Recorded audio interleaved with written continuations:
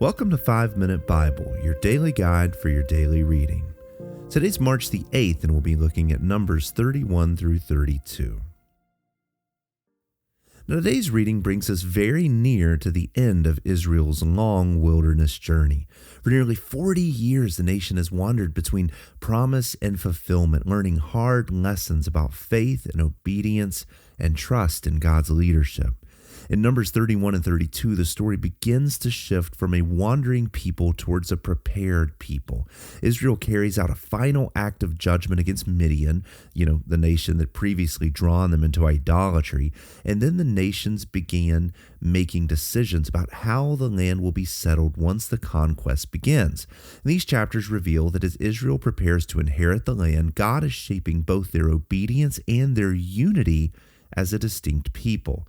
Now, Numbers 31 records God's commands for Israel to carry out judgment against the Midianites. Earlier in the story, you'll remember that Midian had played a decisive role in seducing Israel into idolatry and sexual immorality, drawing them into the worship of Baal and leading them to devastating spiritual collapse in the camp. Now God brings justice against the corruption, and Israel defeats Midian in battle, and the spoils of victory are carefully counted and divided according to God's instructions. Even in the distribution of the plunder, the narrative emphasizes that the victory did not come from Israel's strength, but from the Lord who fought on their behalf. Then Numbers 32 shifts the focus to a decision about the land east of the Jordan River. You see, the tribes of Reuben and Gad notice that the territory there is well suited for their large herds of livestock, and they approach Moses with a request to settle there rather than crossing the Jordan into Canaan itself. Now, at first, Moses reacts with alarm because the proposal sounds dangerously similar to the earlier rebellion when the previous generation refused to enter the land, but the tribes actually clarify their intention.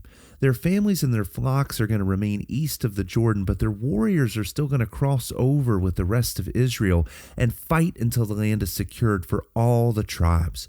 Only after the conquest is complete will they return to their inheritance, and in this way, the unity of Israel's mission is preserved even as the tribes settle in different locations. Now, as you read these chapters, I want you to consider the following question. How do personal interest and community responsibilities interact with the life of God's people? Numbers 31 and 32 reminds us that individual decisions are never isolated. What one group chooses will affect the entire covenant community. And in that, a clear pattern emerges across these chapters. Before the people are going to inherit the land, God addresses both justice and unity.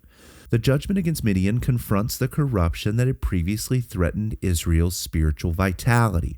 And the arrangement with the tribes of Reuben and Gad ensures that the nation is going to move forward together in unity rather than fracturing into competing interests. And this pattern speaks directly into the life of God's people throughout every generation, because faith is never merely a private matter.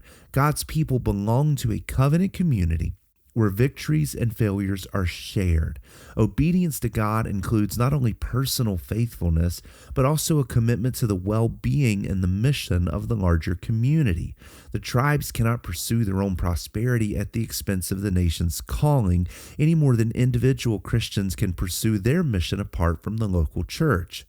Now, in all of this, we see that these chapters uniquely point forward to Jesus, because the judgment against Midian reminds us that God does not overlook sin and idolatry. He is going to put all of his enemies under his feet.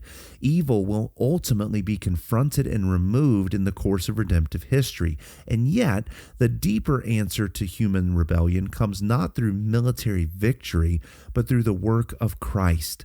At the cross, Jesus bears the judgment that sin deserves so that his people can inherit the promises of God that they could never earn. The unity displayed among the tribes also anticipates the New Testament vision of the local church, because God's people move forward together towards the inheritance that he's promised them.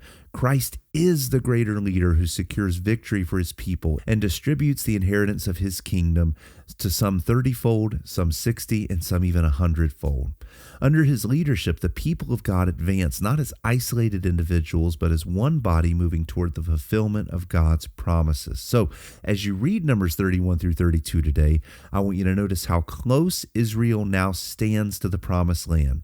The wilderness years are almost up, and the nation is preparing for the final steps of that journey. And tomorrow, we're going to look back across the entire wilderness route as the story begins to move towards its conclusion and Israel prepares to cross into the land. And with that, read your Bible carefully, devotionally, and joyfully, and may the Lord use his word to sanctify you completely, and we will continue our journey tomorrow. God bless you.